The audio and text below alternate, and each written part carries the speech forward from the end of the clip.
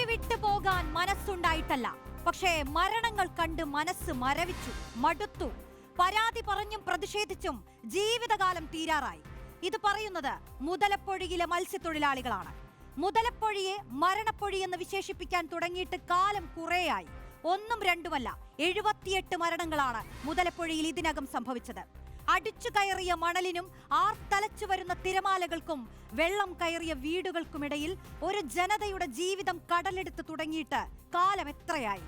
ഈ നാട്ടിൽ സമാധാനത്തോടെ കിടന്നുറങ്ങാൻ, തൊഴിൽ ചെയ്ത് ജീവിക്കാൻ അവകാശമുള്ള ജനതയല്ലേ മുതലപ്പൊഴിയിലേതും? ആ മനുഷ്യരുടെ ജീവിതത്തെ എക്കാലവും മരണമുനമ്പുകളിൽ തളച്ചിടുന്നത് ആരാണ്? ഇപ്പോഴിതാ മണൽ കയറി പൊഴിമുഖം പൂർണ്ണമായി വടഞ്ഞിരിക്കുന്നു. വിഴിഞ്ഞത്ത് കൂറ്റൻ കപ്പൽ നങ്കൂരമിടുന്നത് ചരിത്ര നിമിഷമായി ആഘോഷിക്കുന്ന നമ്മൾ ജീവിതം അടഞ്ഞു പോകുന്ന മുതലപ്പൊഴിക്കാരെ കാണാത്തത് എന്തുകൊണ്ടാണ്? അടുപ്പിൽ കഞ്ഞി വെക്കാനായി കടലിൽ വെള്ളം ഇറക്കാൻ കഴിയാതെ തീരത്ത് നിന്ന് കരയുകയാണ് നൂറുകണക്കിന് മത്സ്യത്തൊഴിലാളികൾ, അവരുടെ കുടുംബങ്ങൾ. മുതലപ്പൊഴിയിലെ മത്സ്യത്തൊഴിലാളികൾക്ക് അവകാശങ്ങൾ നിഷേധിക്കുന്നത് ആരാണ്? ആ മനുഷ്യരുടെ ജീവിതമാർഗം വഴിമുട്ടിക്കുന്നതാരാണ്? ന്യൂസ് ബസ് ചോദിക്കുന്നു, മുതലപ്പൊഴിക്കാരുടെ ജീവൻ എന്താ വിലയില്ല?